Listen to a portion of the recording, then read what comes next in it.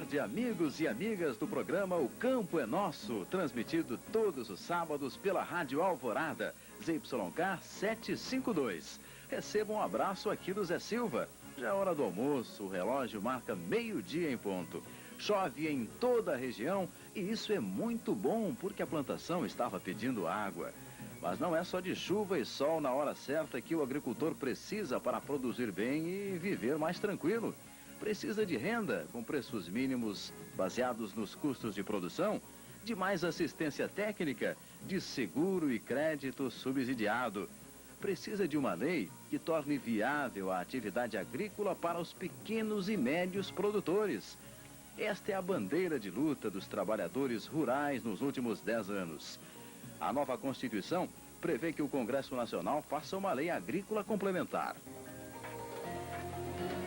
A lei agrícola poderá mudar a atual prioridade da agricultura brasileira, que é a exportação. Vai dizer quem deve ser beneficiado com o crédito e assistência técnica. Como vai ser a comercialização, os preços mínimos, quem decidirá e qual o papel do Estado na agricultura. Tudo isso está para ser discutido e votado pelos deputados federais e senadores. Como você vê, este assunto não interessa só aos agricultores, mas à população inteira. O Brasil está dividido em dois. Um deles é a 8ª potência econômica do planeta, que produz 70 milhões de toneladas de grãos. O outro Brasil está na fronteira entre o terceiro mundo pobre e o miserável quarto mundo.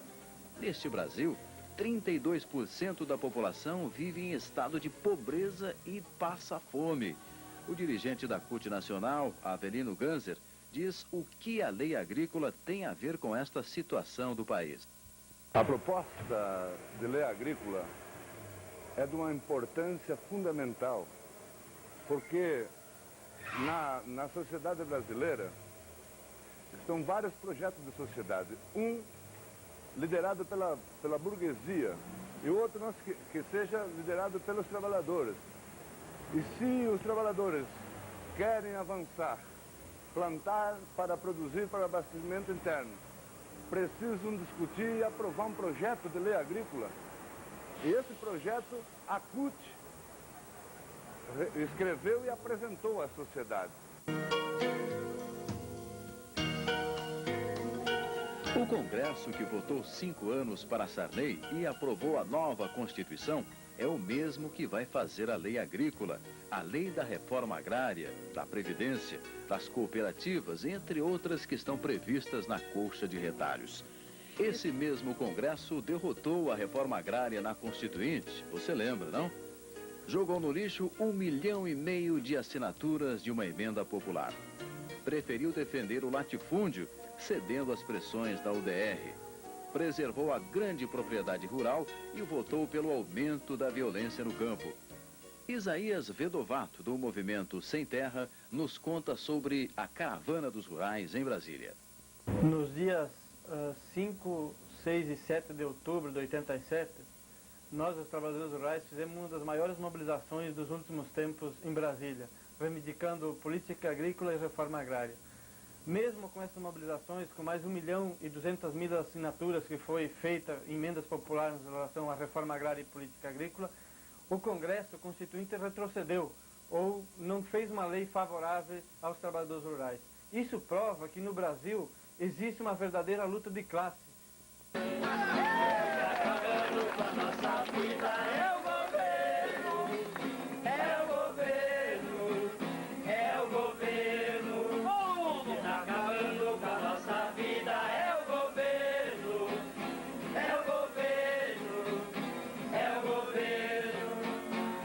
Democracia pra nós, visa o bem da maioria. Usaram essa palavra, fazendo demagogia. Se elegeu a burguesia pra fazer a Constituição. Se o povo não protestar, será uma esculhambação. Acabando com a nossa vida, é o governo.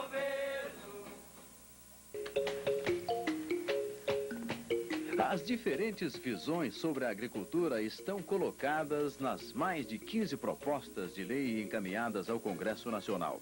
Todos os interessados, como a UDR, Frente Ampla, CUT, governo e entidades de classe, disputam suas ideias. Podem não explicar muito bem os detalhes da política agrícola que defendem, mas não deixam dúvida quanto aos setores que representam. E quanto mais se discute, mais as divergências aparecem. A CUT fez um projeto de lei agrícola apresentado pelo deputado gaúcho Antônio Marangon, do Partido dos Trabalhadores. As propostas foram discutidas nas bases e resumem as reivindicações dos trabalhadores rurais de todo o Brasil nos últimos anos. A CUT quer um novo modelo de agricultura que garanta o atendimento das necessidades da população. E, para isso, tem que fazer a reforma agrária. O sindicalista Altemir Tortelli, da CUT do Rio Grande do Sul, diz quais devem ser as prioridades da agricultura. Tem como prioridades, primeiro, prioridade para a maioria, que são os pequenos e os médios produtores e os trabalhadores rurais, onde hoje no Brasil somos 90% e que produzimos 65% dos alimentos. Segundo, prioridade na luta contra a fome. O nosso projeto apresenta um Plano Nacional de Abastecimento Alimentar. Terceira, prioridade na qualidade de vida, na conservação e recuperação dos recursos naturais e do meio ambiente. Quarta, garantia da participação das entidades populares no processo de elaboração das políticas econômicas e sociais para a agricultura. Para garantirmos estes objetivos e estas prioridades, o nosso projeto apresenta como política de produção um crédito diferenciado para a pequena propriedade, para o pequeno produtor e o médio produtor, onde garantirá o custeio e o investimento na propriedade. Um seguro agrícola diferenciado para o pequeno e garantindo a produção.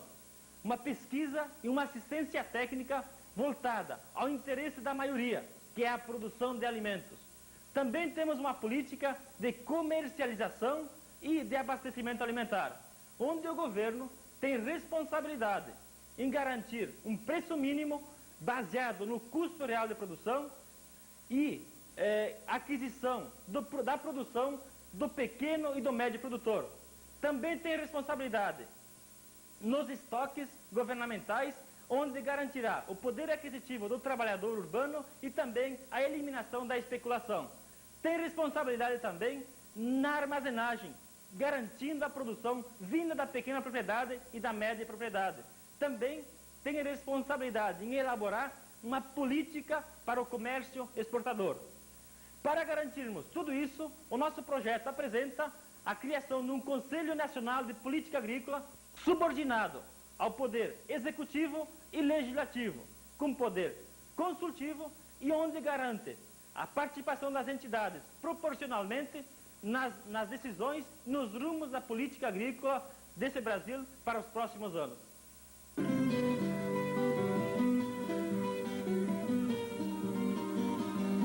Mas antes de continuarmos esta conversa, vamos ouvir uma música. Com Almir Sater, Doma.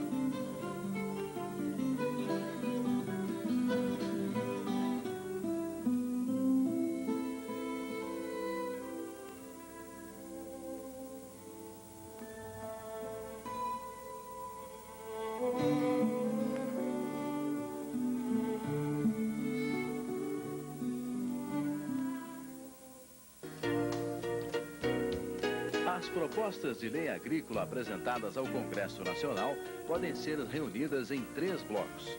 O primeiro é o da UDR e Frente Ampla. Defende a liberdade total para a iniciativa privada.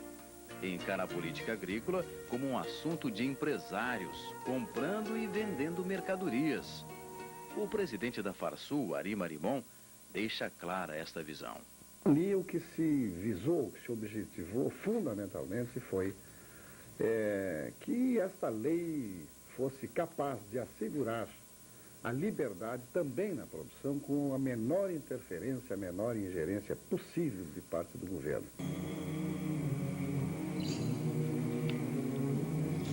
Os secretários estaduais da Agricultura, Ministério e outros órgãos do governo ligados ao setor, junto com a FECOTRIGO, formam o segundo bloco das propostas da lei agrícola.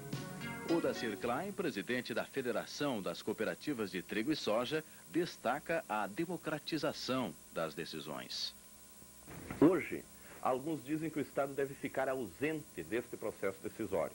É uma postura, no nosso entendimento, de defesa de um processo anárquico.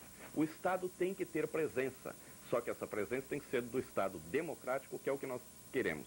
Por isso, o Conselho, com representação do governo, da sociedade civil, para decidir, e nós queremos que decida, principalmente porque nós temos a preocupação com o pequeno agricultor. Somos uma federação onde as cooperativas são preponderantemente de pequenos agricultores. Queremos rentabilizar sua propriedade, dar-lhes garantias e garantir também que as decisões do Estado com relação a eles serão decisões democráticas.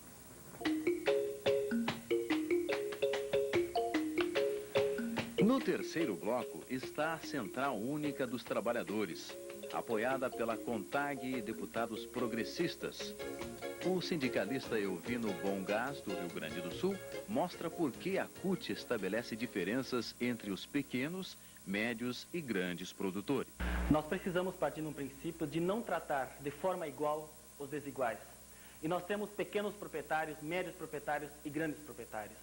E para isso o nosso projeto da CUT, que coloca a questão da democratização, a produção de alimentos, acabar com a fome e a preservação do meio ambiente, contra o projeto dos grandes proprietários do capital agroindustrial, financeiro e industrial, nos diferenciando principalmente no que cumpre ao papel do Estado.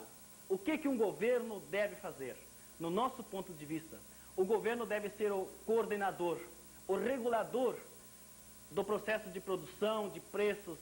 Ele deve coordenar a produção agrícola, enquanto que o projeto dos grandes coloca que o governo, num prazo de 5 anos, vai gradativamente se retirando do processo de produção e armazenagem, fazendo com que tudo de lucro fique na mão da iniciativa privada, na mão dos grandes. Isso através da não taxação de preços, da não taxação de impostos, deixando para livre iniciativa a questão da comercialização, importações, exportações.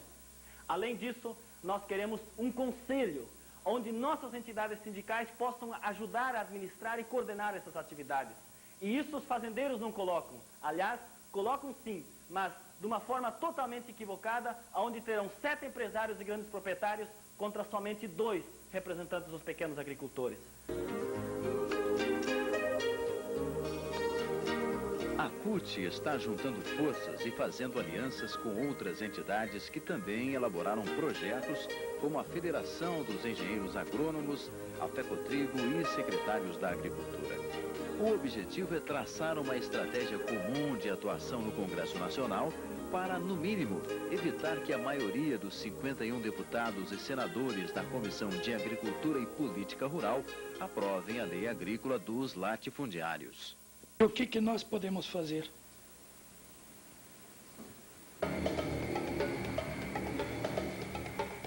Além da pressão no Congresso Nacional, o que mais os trabalhadores rurais podem fazer para garantir que a lei agrícola dê prioridade aos pequenos e médios produtores? Orlando Vicenzi, um dos coordenadores do Departamento dos Rurais da CUT do Rio Grande do Sul, diz que há muito para ser feito. Nós, trabalhadores rurais, as nossas companheiras, pequenos, médios proprietários, assalariados, companheiros sem terra, nós sabemos que a gente só consegue as nossas vitórias através de muita organização e luta. Exemplo, os companheiros do Movimento Sem Terra só conseguiram terra ocupando terra e resistindo lá em cima.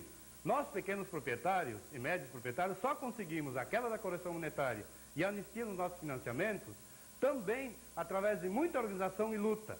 E isso trancando bancos, trancando rodovias e resistindo até conseguir. Quer dizer, isso mostra a necessidade que nós temos de se organizar cada vez mais na nossa comunidade, participando do nosso sindicato, participando da Central Única dos Trabalhadores, em todos os chamamentos que o nosso sindicato fizer. Estaremos juntos outra vez no próximo sábado para mais um programa O Campo é Nosso. E quando a lei agrícola for votada, estaremos em Brasília, transmitindo todos os acontecimentos. Uma boa tarde e até lá.